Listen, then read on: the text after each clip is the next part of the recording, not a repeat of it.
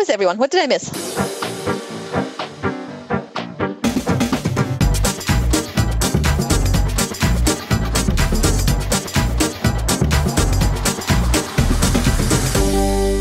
It is the final episode of 2020 for Troublesome Terps, the podcast about topics that keep interpreters up at night. And oh boy, what a year it has been. The longest year ever in history, ever recorded. We don't know, but we will dissect every little day. That's what we're going to do today. It has been a year of big changes for interpreting, but as I said, we'll get to that. First off, let's welcome the other hosts, and we are complete tonight, I can tell you. But first of all, hello to Edinburgh. Jonathan, how are you tonight?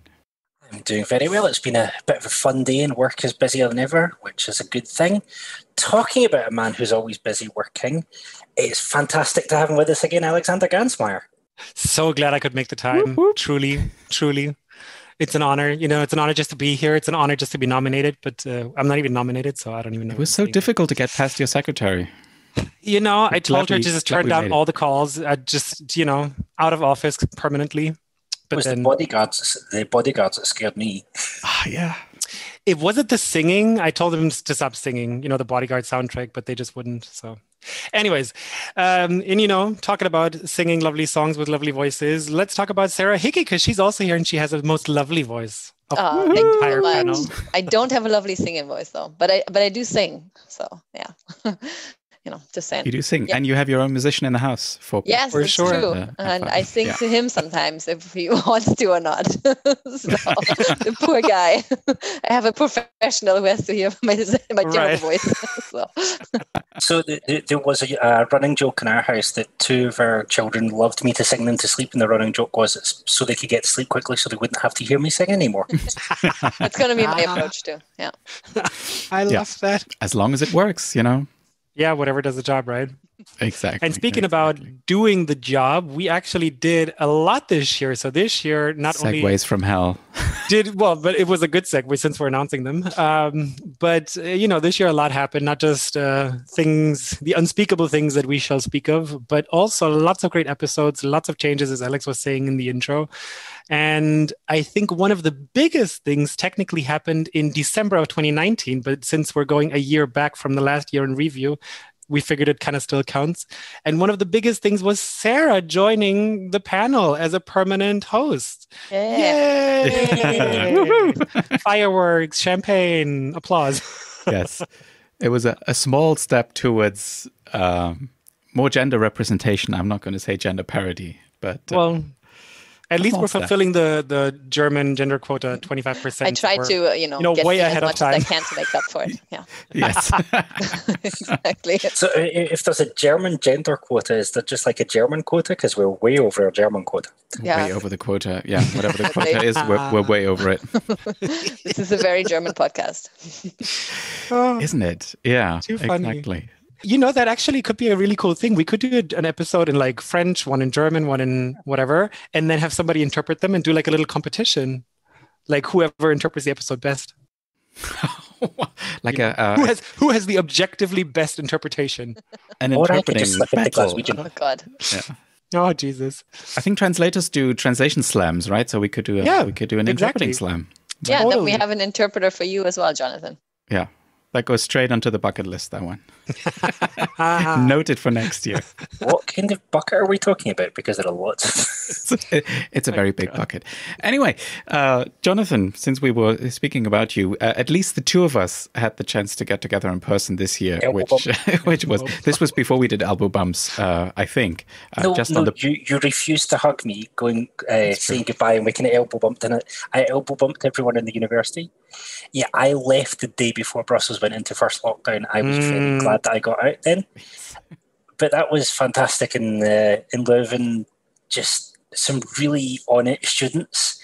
And I think I've done some crazy stunts and talks before, but that's the first time that I've almost failed blowing up a balloon in public. Yes. So tell us a little bit about that. That was a lesson at Leuven University. So shout out to Demi Christolidou. Who's now in Surrey. True. Sorry. Demi sent me an invite and I was talking there about, supposed to be talking about something really technical because I brought out a paper on interpreter invisibility, which is totally not a controversial subject. And Demi had been using it with her class, and she said, well, would you like to come and lecture on it, which was great fun. So I lectured on interpreter invisibility using a balloon, a piece of string, and I was there what to my witness. other prop was. Yeah, And Alex was there to witness. We have photographic evidence, though. Do we? I haven't seen any photos. I took a couple of photos. They need to come out. But the problem is I realised that if you tape the balloon to the piece of string before you blow it up, it's really hard to blow it up. So I got like really red. I looked like a hamster. Yes. In fact, no, I looked like a hamster that had just run a marathon. You did struggle a bit, yes. I did struggle a little bit. So future version, I did a version of that talk for Surrey University actually recently, and it didn't have the balloon in it because I have learned my lesson. Yeah. That's true. Well, and in other troublesome news, we also got a new logo. Was that also in December? No, I think that was early this year. I think that was early this year where we got the new logo, and also definitely after I joined. Yes. True. Because it was like a whole redesign, and we also redid our website, and we also got a new intro music. Yeah. So it was like a whole little rebranding that happened in 2020. A whole makeover. Exactly. Although, talking about makeovers, I mean, we really need to pick Segway of the Year. But there was an episode idea. That should have been a category. Segway of the Year. See, I've now segued out of my own segue. Segwayception. There was a crazy episode idea. Segues all the way down. From about 3 years ago, where we jokingly dared Valeria Aliperta to take, it was only the three of us at the time, now it's four of us, to take the host of Troublesome Terps out and give us a Troublesome Terps fashion makeover. That was your idea, yeah. That was your idea. The doyen of interpreting fashion. And God knows we need it. Obviously, you can't do that because, well, how many people can you get in a shop? But, you know, when you can go shopping again, that's still a daft episode idea. Yeah. Absolutely. Well, it could be online shopping, maybe. Who knows? Yeah. My God. Yeah, but I think most of those things that we just talked about were in the before times, right? This was in the before, and then March came around, and a long time ago. Yeah, it was about like 15 years ago when March happened. Actually, Jonathan, that may have been the last time I went to a pub before the lockdown was with you. Come to think of it, so yeah, definitely in the before time. And then the sea thing hit, didn't it? The sea thing. The sea thing. There's too many sea things now. Yeah. And Sarah, you were still in Ireland back in the time, and then you sort of moved not in the middle of the pandemic, but maybe sort of between the first and the second wave. Yeah. At the time, we thought it might be the middle, but it wasn't, you know. Yeah. Yeah, who knows? Right? Yeah, no, I found out also, I found out that I was pregnant on the first day of the lockdown in Ireland. So it was bad timing because of all the restrictions, and good timing that I didn't have to explain to all of my friends why I suddenly don't drink alcohol anymore, because, you know, I wasn't seeing anybody anyway. So that was pretty good. But yeah, this year was not boring for us. We moved country. Then within that, we moved house twice. Just had a baby, the first one. And so, yeah, this year has been interesting for me. Rather eventful. I just figured I'd do it all at once and at the worst possible moment. Yeah. Sure. Why not? Just get it over with. Because, you know, I like a challenge. Yeah. So, yeah. My goodness. Nimsy must have been completely overworked when all of that hit, because if there's ever a time where you need market stats and where someone needs to keep tabs on what's going on, it's when you have a worldwide pandemic and no one has any data on anything. So Nimsy must have gone from kind of, we're producing reports to, oh my goodness, everyone wants us now. Yeah, it's actually fairly true. We've been really busy and we've had a lot of custom projects. And so basically up until my maternity leave, I was just handling custom projects. And I talked to colleagues recently who told me they're busy with more custom projects alongside our the regular workload. Regular market research reports as well. Yes. So it's a busy time for sure. Yeah, I just came across the interpreting index you did last year, I think. And said, well, shame we're not going to have that this year because Sarah's on maternity leave. So you'll have to catch up next year then. Exactly. Like we are going to do one early in, like probably around spring 2021, basically. As soon as I'm back, where we are getting into our flagship report, the number one, the NIMSY 100, and we're going to do the interpreting index at the same time, basically. That's so nothing to do. No, it'd be an easy start really back for me. calm year. Yeah. The thing is with all the mergers, and I've noticed here, I don't know if anyone else has noticed elsewhere, but the agency balance of power seems to have shifted. So there seem to be some agencies who have just launched into remote interpreting, perhaps overly so. Oh, Jesus, yes. But others who, like, I haven't heard from since, well, for a long time. And but then there's also, on the flip side, Jonathan, exactly what you were saying. You know, a lot of agencies you haven't heard from in a long time, but then there's like, for each agency that's kind of just fizzled out, there's like 10 more who just sprung up like mushrooms all over the place. And they're like, hey, we're offering RSI. And you're like, what do you do? Well, we offer RSI. Yeah, but what does that mean? And they actually all topics, no all idea. languages. Like, it's just I actually one time engaged with one of the project managers who sent out this email blast to probably like 500 interpreters. And she had just no idea, like none. And I was just like, okay, this is. I've had conversations where it's been clear that only one person in the conversation understood how interpreting worked. I think the thing is that we kind of should have expected that, because that's what crises do.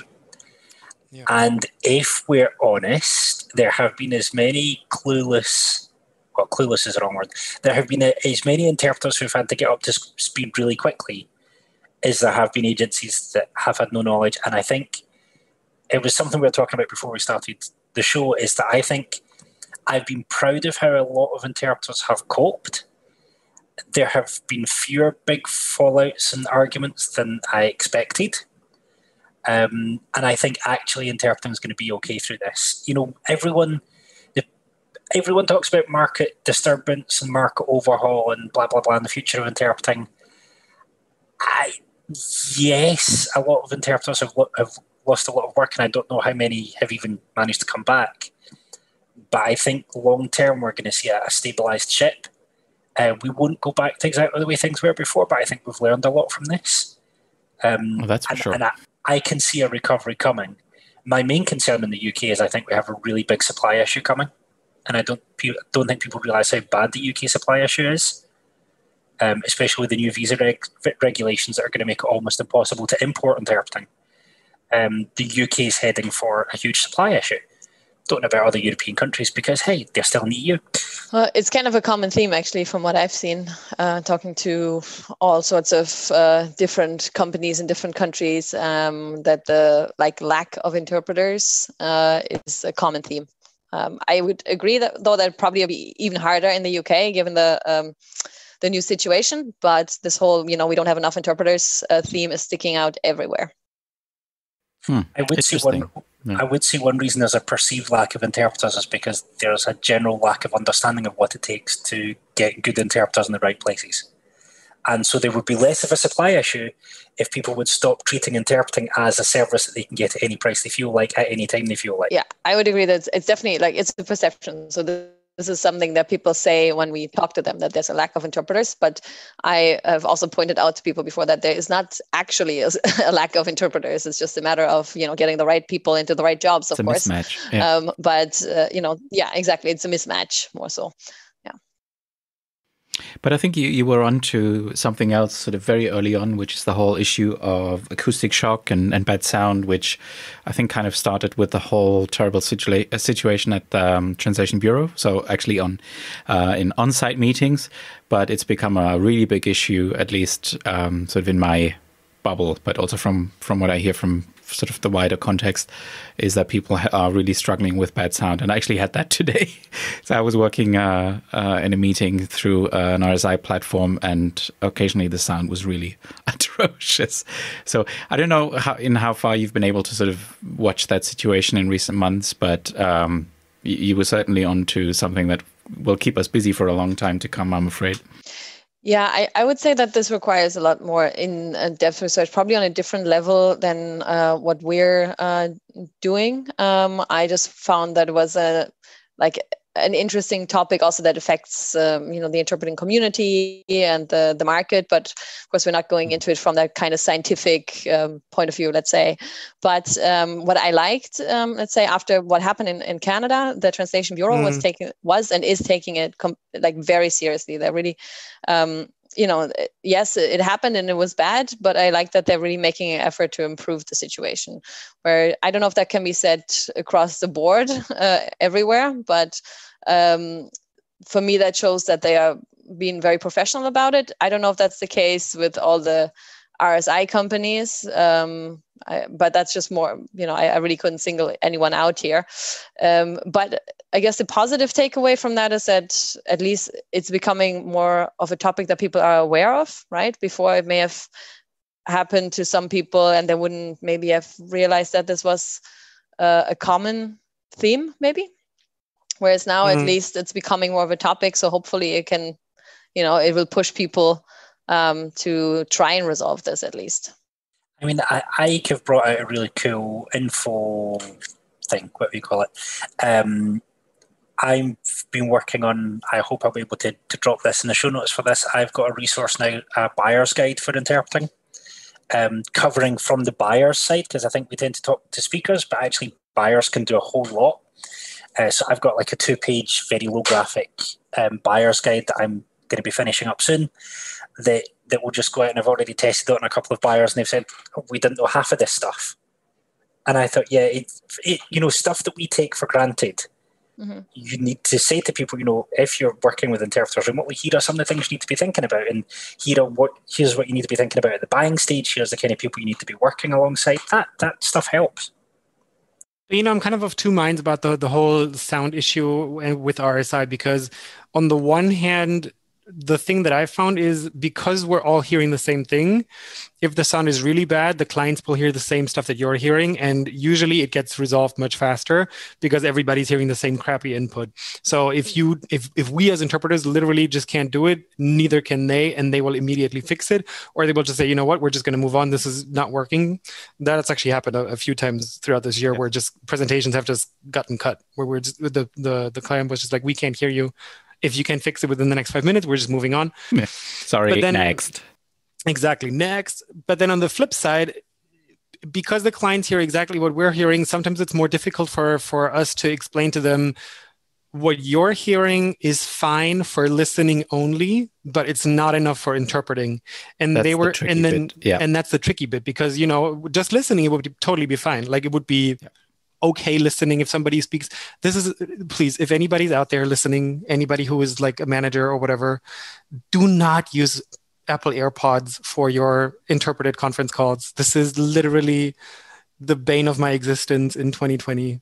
Yeah. Because everybody's doing it. Not just for you, by the way, but the thing where people say, this is fine. I mean, this even happens to interpreters, because it is just different just to listen to something and then having to interpret yourself. So even as a seasoned interpreter, you might sit there and say, oh, this is kind of okay. But then, when it's your shift and you have to do it, it's, oh my God. It's really bad, Yeah, but I also found that it varies widely between interpreters even, because some interpreters will hear one thing and be perfectly capable of like filling in the blanks themselves, or kind of coping with the audio, whatever it may be. And then the next person, their partner, will try to do it as well, and they will struggle massively. So even amongst interpreters, the actual perception of what the sound is like is vastly different. It's very sometimes. subjective. Yeah. Yeah, it's very subjective, which makes it even more difficult. Totally. But the thing is I was consulting on a job recently, and there was a proper AV team. It was a completely remote job, proper AV team. And I had built the team of interpreters myself, and I couldn't listen to the interpreters because the setup, let's not go there, but I could listen to what the interpreters were having to interpret. And my tack was, okay, I know what level this conference is at. So rather than, screaming and shouting about the horrible sound, I wrote to the AV team and the organisers and said, for the speakers to sound their best, given the quality of speaker that you have, I've noticed some issues. Here are some possible ways of resolving them. And because I didn't mention the word interpreters until like 2/3 of the way down the email, and I was talking about for them to sound their best, and framed it as, you've got some rather big name speakers here. Here are some issues you might want to talk to them about to make sure that they come across well, because this really matters to them. The sound wasn't perfect on the second day, but it was a lot better, because suddenly the event managers and the AV people were able to email speakers and go, oh, and and the people who own the event and saying, "Oh, you don't want this event to go bad, so maybe we can fix this." Yes. And as soon as we make it about the interpreters, we're not going to get anywhere. If we make it about, how these speakers want to sound their best, if it's resolvable, and sometimes it isn't, some issues just don't get resolved, then people will want to resolve it if you make it in their interests. The moment we make it about the interpreters, they'll go, "You're good, aren't you? You can cope." I had the same situation today, actually, and it was a very high-level thing. But even on that high level, sometimes you would get very, very bad sound, and you think, how is that possible? I mean, why don't they have a proper microphone? Why are they using the built-in mic from the laptop? And all these things that we see again and again. So there's still, I think, a lot to do.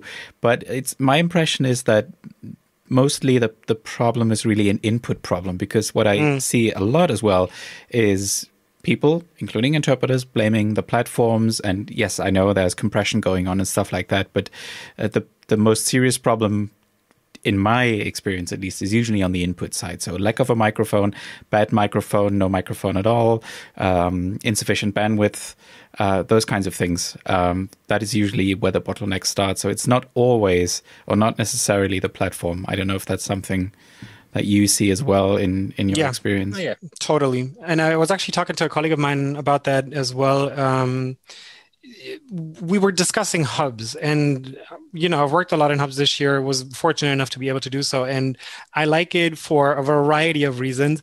But the thing is, except for, I want to say except for two jobs where the equipment company actually provided the professional microphone equipment, like they actually did the entire technical setup on the client side. It was still completely remote with only like 4 managers or whatever on the client side in their own premises. We were in the hub, but that was all perfect. As soon as it comes through Zoom, Teams, WebEx, whatever it is, it's just going to be equally as poor as what you get if you're doing it from your own interpreting studio, your home office, or whatever. So the actual sound quality is not actually a huge selling point for the hub, which pains me to say, because everything else in the hub is really great. Yeah. But it is an input issue. And I've actually seen managers on executive level, like C-suite people, who just said, "No, I don't want to use a microphone. It doesn't look nice on camera. I don't want to do it." And then I'm like, well, if this is the level that we're talking here, there's nothing we can do, because they know they sound horrible. Everybody else is using a microphone, but they don't want to do it. I mean, they don't have to use a headset. There's other mics out there, if you're afraid to look bad. I mean, come on. But there's nothing much you can do. And that's why I know. Yeah, it's a tricky situation. It's a tricky situation. It's massively an input issue. It's massively to do with, the robustness of internet connections as well, internal mics. If the interpreter is hearing fan noise, it's not because of a platform, it's because someone's using an internal mic. And I think there's a lot that we can do about raising awareness about, how people can help themselves. Mm-hmm. And I think this is a test of our, I'm going to say this more than once on this episode, it's a test of our PR ability. Mm-hmm. And if I'm honest, let's be honest, if I'm honest, we haven't done ourselves any favours preparing for this, because for years, we've sold interpreting as the invisible service. We've sold interpreting as available when you need it. And now we need negotiating room to tell people you need a mic. Guess what? They're like, well, can't you cope? Aren't you good? All the stuff that we've been telling people about interpreting, they're giving us back. And we're now realising that, the way we talked about interpreting for 50 years, or 100 years, I guess, doesn't work in the modern world anymore. And so we need to rethink how we talk about, I'm sure we're going to have an episode on this at some point. We need to rethink how we're talking about interpreting, and we need to be more aware that if we want people to pay for a mic so that they sound better, we need to make the case in their terms that they need to sound better. Yeah. I don't want to put you on the spot, Sarah, but did you hear anything about how all these platforms were doing sort of financially or overall during this year? Because, I mean, there's been quite a bit of media buzz, about the big players and how well they were doing, sort of in the how do you say, sort of hot on the heels of Zoom and the others who were growing quite a bit. Did you hear anything about that? Yeah, definitely. Especially the RSI platforms have been doing really well this year. Yeah, because which to me makes complete sense, of course, with all the, people weren't able to meet on site anymore. Everything had to be moved online. So even people who would have never considered RSI before suddenly were forced to if they wanted to make any money at all, right? Even other types of virtual interpreting technology companies were doing really well. The ones for video remote interpreting or also over the phone interpreting. If you're looking at, of course, a lot of the medical interpreting had to be some was still done in person, yeah. But of course, especially given the coronavirus situation, a lot of that was moved to remote interpreting as well. Of course, to also protect interpreters and clients alike. So those companies were doing well too. But to me, especially RSI stood out. It really, let's say, came into its own this year. I don't want to say it is perfect on all levels there, but it came from being maybe an option or something that people were, reluctant to try to something that suddenly everyone was trying because they had to. So it was just more, it became the solution to the problem without maybe, it's maybe not perfect, we addressed some issues here already, but it was the solution because without it, what would we have done, And just as a follow-up question to all of you, I had a very interesting conversation months ago now, with a very tech-savvy colleague, and the colleague said, well, it's interesting to see these developments of the RSI platforms, especially this year, but I'm pretty sure that all the big platforms, i.e. the Zooms and WebExes and possibly Microsoft Teams of the world, will just integrate interpreting as a feature, and Zoom has already done that, at least to some extent. It's nowhere near, Interprify, Kudo, and all the others. But do you think that's a possibility, that the big platforms will just add that as a feature, and that these dedicated RSI platforms will come to the end of the road and maybe only serve in, edge cases or something like that? Yeah, sorry. But Sarah, go ahead. I don't see that happening. No. It's a bit yes and no, because I do think they will integrate it more if they're smart, and they seem to be very smart. They're doing very well. But I do think that for anyone who's really interested in getting more professional interpreting services online, they will resort to the RSI platforms, because those are not the platforms. If you're looking at Zoom and Google and WebEx, all of them, they started out as, let's say, just video conferencing platforms that then add multilingualism as an add-on. Whereas the RSI platforms, they started out with being just about multilingualism. The whole point of their existence is to bring a multilingual conference online. They have that point of view from those types of conferences. They usually have people who are interpreters or were interpreters and have that background knowledge. So they can make this whole multilingual web conferencing experience a lot more professional, both for the audience as well as for the interpreters. So I think for anyone looking for something like that, they will go to the RSI platforms, that they will win in this field.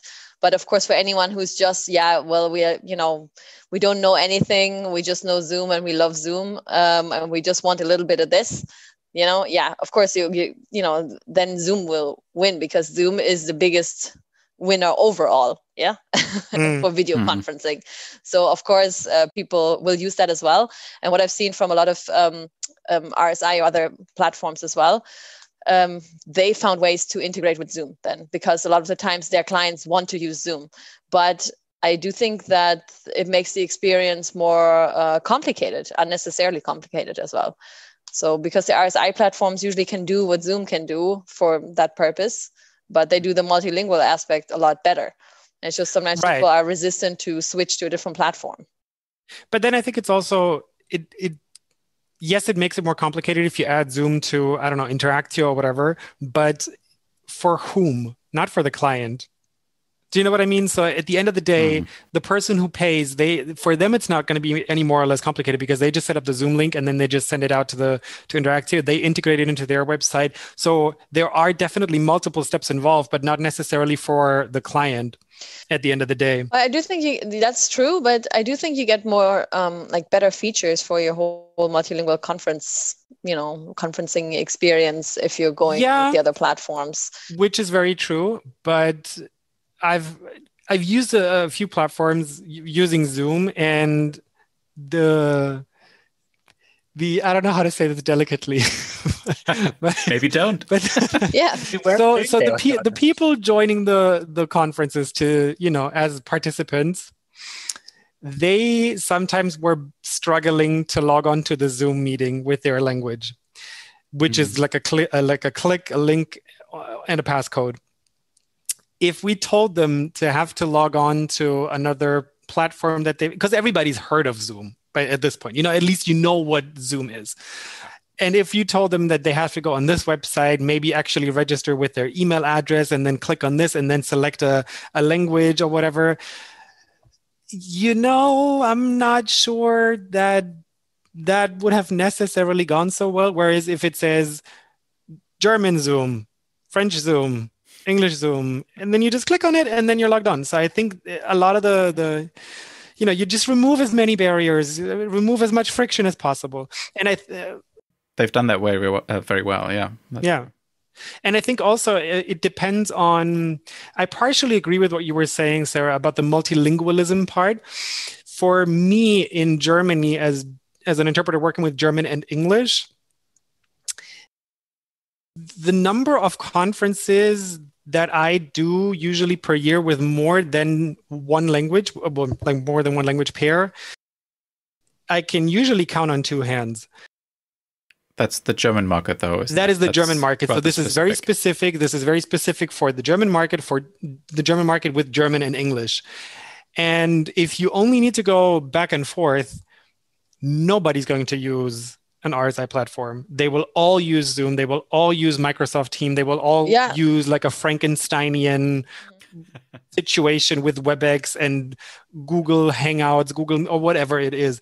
As soon as it's about multiple languages and then going with Relay, then that's been the case where, like you said, the multilingualism, the actual multilingualism comes in. That's when I've seen people actually use RSI platforms. Yeah, I think that's a really good way of putting it, where the two can have their niches maybe in this area as well. But for me personally, and first of all, I also agree, people like what they know. Yeah. For me, my favorite way to have a video conference is with Google Hangouts, because that's what we use at NIMSY. Yeah. And it's I find it the easiest. Like, I just click on it and everyone is there and it's fantastic. I don't, it's so easy. Whereas for me, I use Zoom. We're using Zoom right now, but I find Zoom already too annoying. I personally, I don't like to set up all that stuff. I can do it, but I don't enjoy it, so I avoid it if I can. It's more work for the host. That's true. And I just wanted to give a fun fact. I tried to find out when we started using Zoom. It was definitely before 2018. So we definitely did it before it was cool. Probably 2017 or something. I was going to say, I don't have a huge amount of experience on remote interpreting stuff. I'm waiting for the next big merger and acquisition. I'm waiting for a large tech company to swallow up an RSI platform. Mm-hmm. I think that's quite likely that they might just say, we've seen these tech companies swallow up smaller companies because it's easier for them to do that than to develop capabilities themselves. I think I wouldn't be surprised if at least one current RSI company, I'm not going to name any, but it wouldn't surprise me if at least one current RSI company becomes a sub-company of some big tech giant, and that could confer an advantage on them. The other thing is that I'm learning more and more that interpreting is such a huge, multi-headed thing that any attempts to forecast the future of interpreting can only be answered with the question, which interpreting where? Yeah, that's very because, what happens in private market interpreting in Scotland could be entirely different to will be entirely different to what happens in institutional interpreting in Brussels. Then you get, government mandated contracts versus non, there's so many things going on. And my lesson from this year has been, I don't know as much about the breadth of interpreting as I thought I did. And neither does anyone else. Maybe apart from Nimsy. Nimsy probably know everyone. Apart from Sarah, who is head of global interpreting research. Yes. No, but it's true. This is the big challenge, right? You, on the one hand, want to have an overview of, interpreting in general and the interpreting world and the global interpreting market. And there are some common themes, right? But then it gets so different when you look at like every country individually, and within that, or then every type of interpreting, and then within the countries are different types of interpreting. And so it can go super deep. You can do individual studies in all those different segments or the overall one. And ideally you want to know a little bit about all of them to get a good idea. But what's really funny, just because you were mentioning it, there was this, I remember this was a few months ago, there was this big, I don't want to say it was like a blowout fight, but it was definitely a little scuffle going on Twitter about working conditions in conference interpreting across different countries. And some people from Europe were remarking on working conditions in Latin America and how that's completely impossible and they could not even fathom working like this. How could anyone? And then somebody was like, well, we work like this all the time. What do you mean? Welcome to the new normal. And so it's just really interesting if you compare one market, one country with another one, and you think yours is the absolute gold standard, like I was just doing 30 seconds ago. And then you just think, oh, everybody has to work like this, and everybody who doesn't work like this is kind of beneath me. So it's really interesting that kind of still exists, and that, due to the power of social media, we actually get to see those conversations happen sort of in real time. We probably should go into the Troublesome Interpreter Awards soon, but I just wanted to share one story. I was chatting to someone on Twitter. I don't think it was this year, but we were talking about, and there's a Twitter chat on interpreting jobs, and I told the story of, someone was talking about, how you have to know exactly what you're going to do at each job. And I said, a typical in-person interpreting job in my market likely is going to involve simultaneous interpreting on a tour. And I said, my favorite job, which happened last year, was a job where I counted and I used something like 4 interpreting modes within an hour and a half. And I was like, and I loved that because that's what I was on stage, I was doing dialogue, I was doing this, and, the interpreters got used to it. It's really fun. And I was told on Twitter, that's not professional. How dare they expect you to use more than one mode at a job?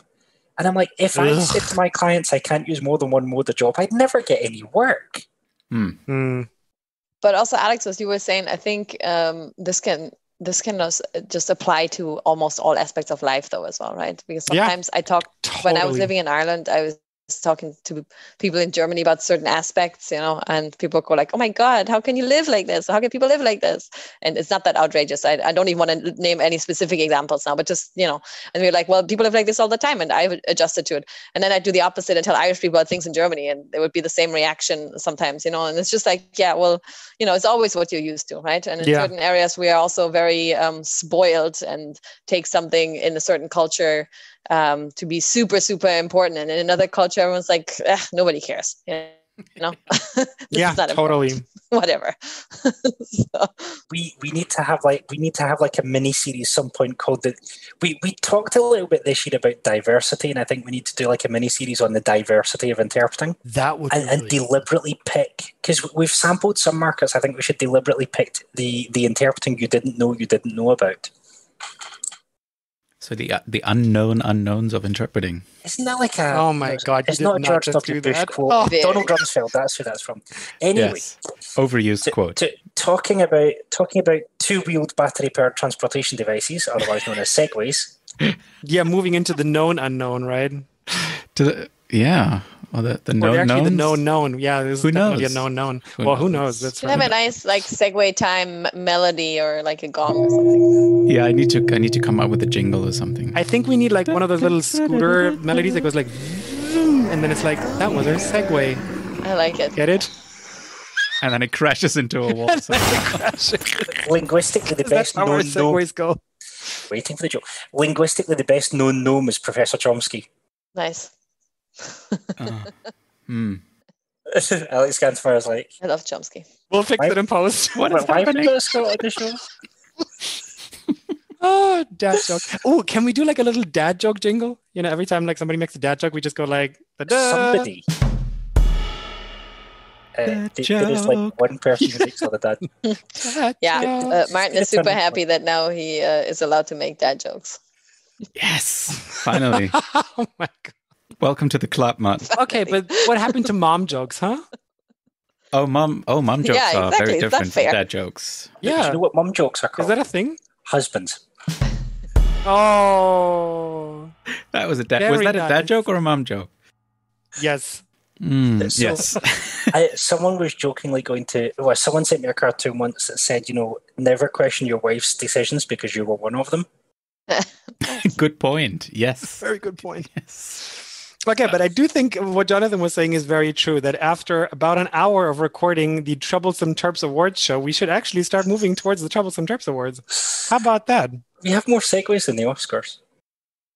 Well, you know. Right. We're just having a hard time imagining you sort of rolling onto the stage with a Segway to pick up A your little award. segue. Hey, do Love your it. listeners, can you do a gif of all the Troublesome Terps heads on a Segway slowly moving onto the Yes, stage, please? we will do it. And we will make it like the gif for this show. If anyone knows how to make gifs, I don't know how to. I can try. Yeah, we'll figure it So- out. We will make this work. I will learn Photoshop for Before we this. actually give any awards, This is the most important job we've had in a while. This is now the mission of Yes. Jonathan 2020. see is why- doing his best to sort of see segue us why I into the have- show. I know. Come on. I'm trying to be the mature one for the first time in my entire life. Should we all just mute ourselves and let you do your thing, Jonathan? So beforehand, we were talking about our favourite episodes, guests, and moments. So I'm going to jump in first. I know for other people it's a tie. I have to say my favourite episode now. I'm going to decide because I couldn't decide between Vicarious Trauma and the episode with Lauren Gone, and I think I'm just gonna. The episode with Lauren was great fun, but I think I'm just going to tip it into Vicarious Trauma because I still think we have a mental health issue. We have lots of mental health issues in interpreting. Remote interpreting probably did not make any of them any better. But I think that was the second episode that I'm aware of that we've done on mental health. I think we need to come back to it because I don't think we're done with it. And I think, sadly, Quite the I have opposite. to say, up until, even now, I don't think interpreting takes mental health seriously enough. We talk so much about great sound and so much about, business skills and so much about ISO standards. Can we get an ISO standard that says interpreters should get mental health support? Because we have standards for we care more about the thickness of booth walls than we care about the mental health of our interpreters. That is not right. That is a good point. Yeah, but you seem to be right on the money, Jonathan, because we also asked our listeners what they want to see in 2021, covered on the show. And there were a few mentions where they were saying mental health implications of RSI, how to mitigate mental health issues, stress management. And I think there's definitely a big interest of about coming back to this topic. So I definitely think we should put that let's put it on the short list. The short Yes, list. I agree. Any list I do is short because I'm only 5'6".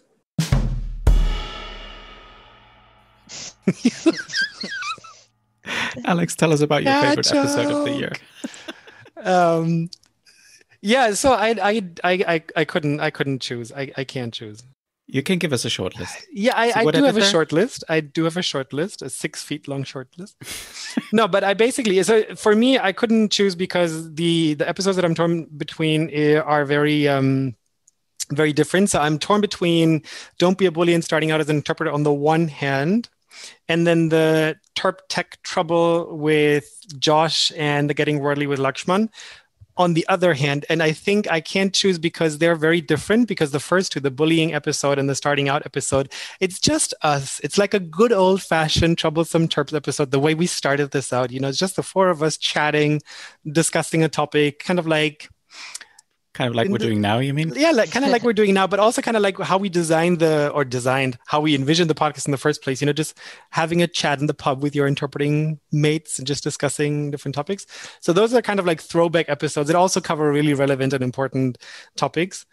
And then on the other hand, we've got the techie episodes with the fantastic, knowledgeable guests who give us a lot of input and really nice, things to kind of chew on.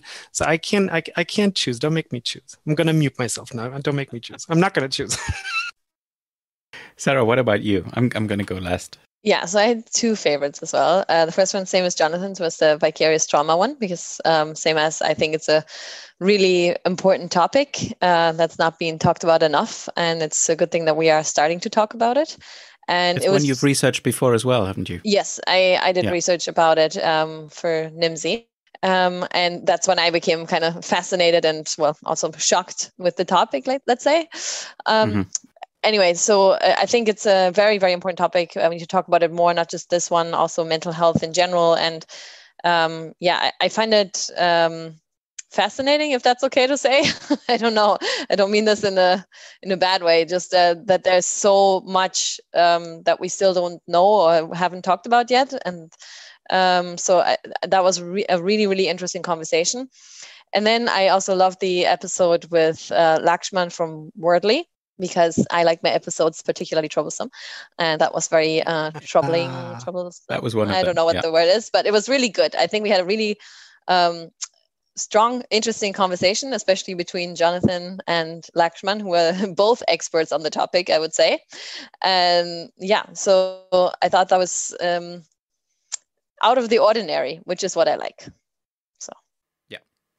I think that sums it up quite nicely. I'm biased with my choice of favorite episode. I mean, they were all great in their own way, but I really enjoyed doing the episode with Josh about interpreting technology, because it was kind of a fun crossover of the two big projects that I've been working on this year, and working on Tech Forward with Josh.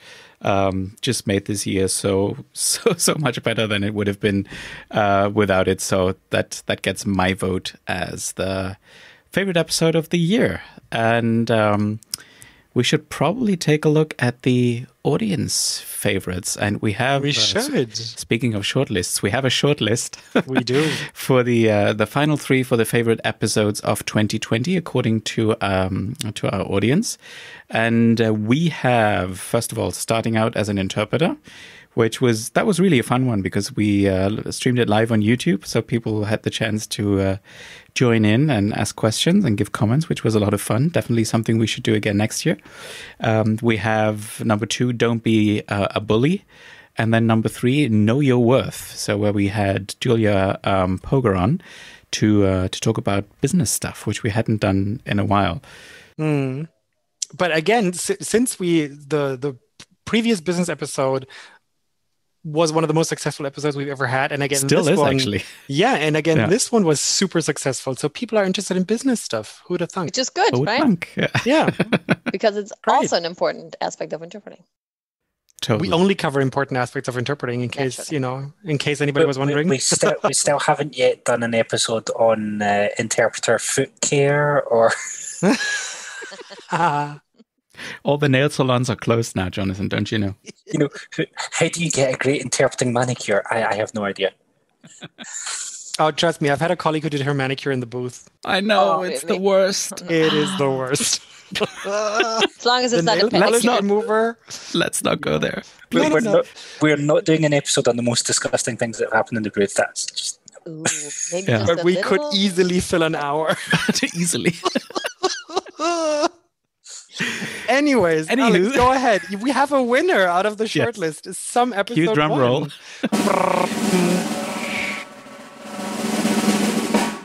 And the favorite episode of 2020 is Know Your Worth with Julia. Woo! So there you have it. That was the favorite episode for our audience. And it's kind of backed up by our statistics as well, which we like to look at. So that's very accurate. That was a good one. Yeah. That was a very good one. Fun. Yes. Yeah. So we should do some business stuff again next year as well. Moving right along to the favorite guest of 2020. Should we do a quick lightning round among the hosts about favorites? No. Yeah, let's It's not. like asking you, who's your favorite child? Yeah. I was going to say exactly that thing. I only have one so far, so it's easy. Fair enough. Yeah, that is easier.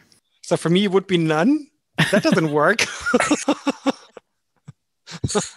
I have 4 going on 5, so, you know. In Lots of terms choice. of favourite guests, can I just say, and I'm going to show my diplomatic side, I have been impressed at the breadth and depth of expertise that our guests have had this year. I can honestly say we haven't had a single guest where I've been on the show and thought, how is this going to actually work? We've had, I mean, you don't hear it because we have the best sound editor on the planet. We've had shows where technically it has been a challenge to make the final sound good. So do I have a favourite guest? I wondered at some point, I thought, you know, were Lakshman and I going to start a boxing match? But actually we kind of had a gentleman's agreement by the end. It was good. Yeah, no, that was all right. I think Madalena, all of our guests impressed me this year. Picking a favourite guest is really, Impossible. really, yeah, I can't. It's impossible, and yet our wonderful listeners have managed. So they all have favourite children. Yes. Here is the short list. The final 3 for our favorite guests of 2020. Number 1 is Josh Goldsmith, who was on in February, I think, the Terp Tech Trouble episode. Then number 2, we have Madalena Zampaulo, who is a podcaster in her own right. If you don't know Smart Habits for Translators, do check it out. And we talked to her about online presence, building your website, that kind of thing. And of course, Julia with the Know Your Worth business episode. So who gets to announce the winner? Sarah, do you want to announce the winner? We'll cue a quick drum roll. It's Julia. Hey! Yay! Can I just say our award show is going way smoother than the Oscars? Yes, much faster.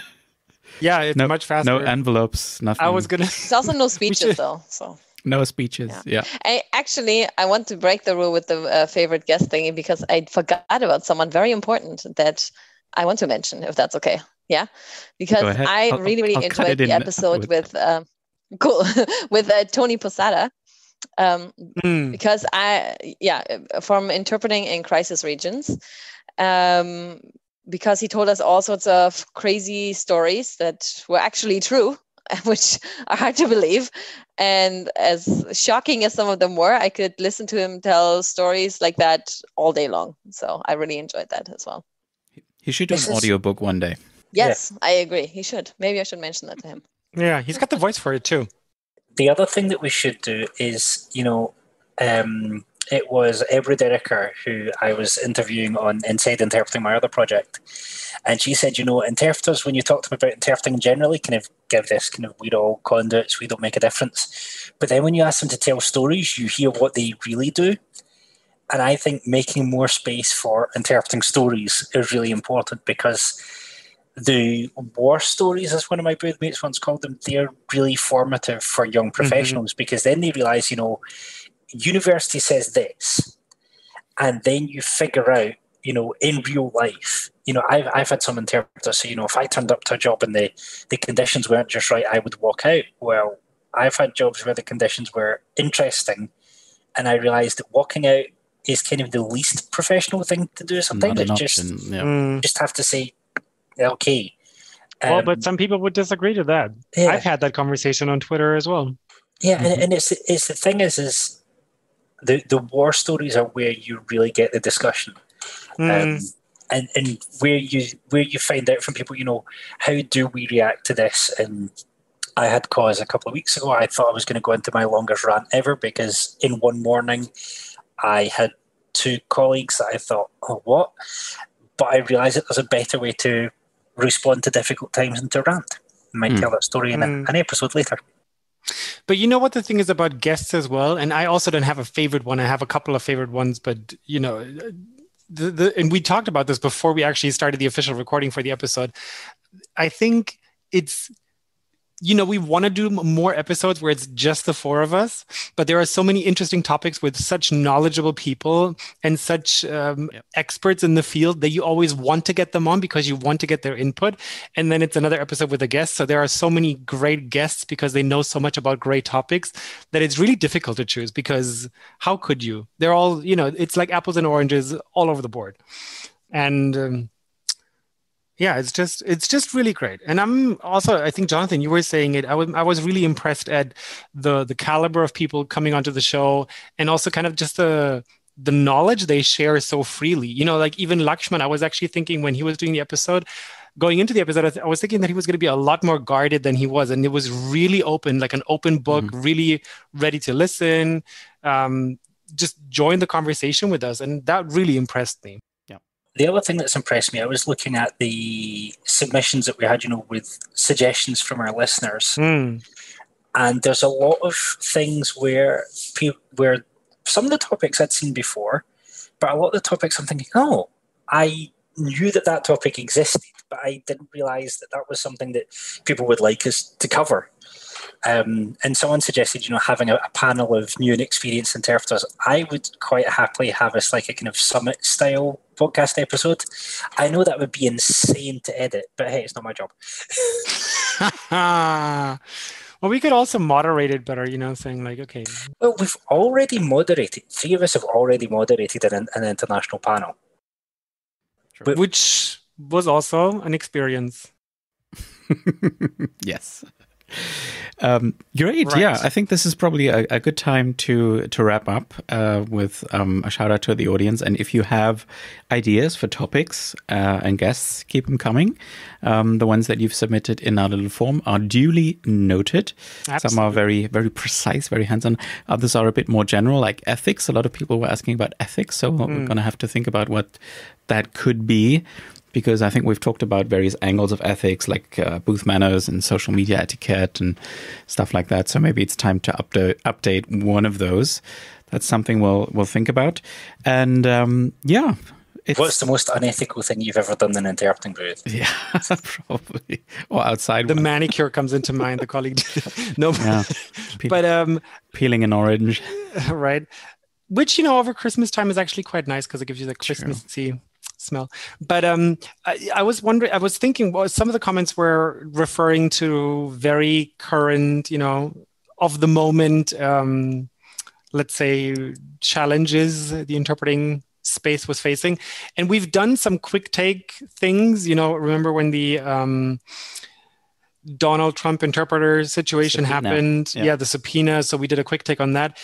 So I'm wondering should we do more quick takes on like actual current stuff? Because I feel like a lot of our episodes are kind of, I don't want to use the word timeless because it seems very, grand for what we're doing, but it's true though. Like in sort of. Diva, timeless. Yeah. But so, if anybody wants us to do more quick takes, let us know that, because I think there's always fodder for that, but I don't know if this is what we do. I like that idea. I'm kind of torn. Yeah, I'm kind of torn because on the one hand, it would be interesting because there's definitely enough to stuff go around. Yeah, the big topics will present themselves. I mean, the whole Trump thing, that was kind of obvious. We knew we kind of had to do something on that. So I think when that comes up, we'll do it. We can never forget our remit to deal with the things that keep interpreters up at night. Yeah, that is very true. And I think I have some ideas in ethics. I think traditionally in ethics, we've talked about it from a certain point of view. I'm aware that my colleagues in sign language interpreting have a very different basis for discussing ethics than I've seen amongst, say, conference interpreters. And so I could see there being a lot of scope to bring in interpreters from different backgrounds and just have a chat. Yep. Yeah.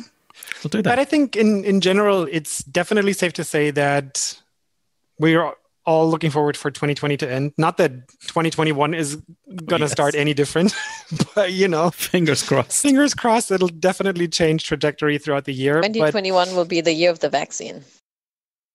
Well, yes. Maybe. Hopefully. Yes, hopefully. Pretty sure about that, yeah. But what we should definitely not close the show out without saying is thank you to everyone who still listens to us, who supported us, who joined us on the podcast, either as guest hosts or as an audience through the live episodes, who submitted their responses to the various surveys we've sent out.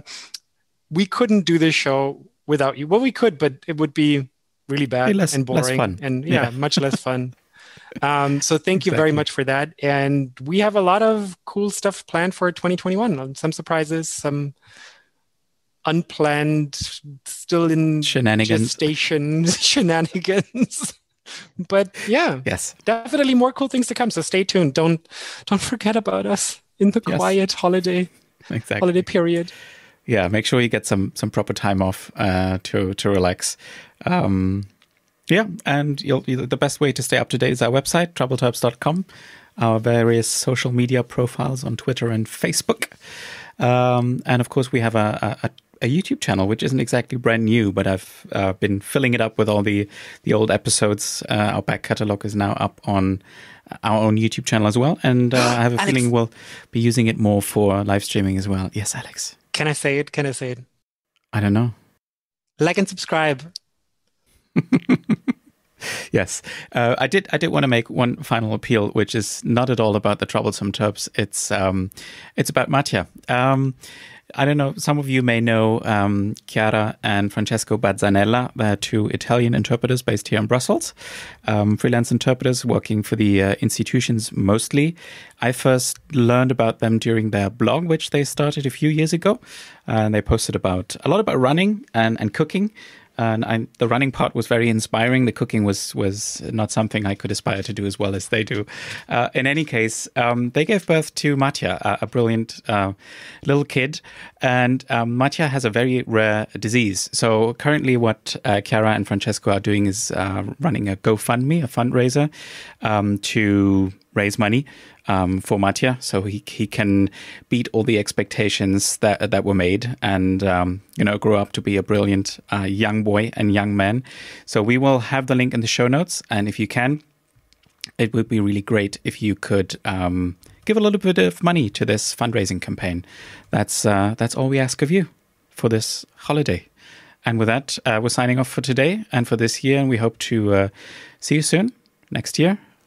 Take care of yourself, stay safe, stay sane, and bye-bye. Happy holidays, Happy New Year. See you in the new year. Bye. Bye. Happy New Year.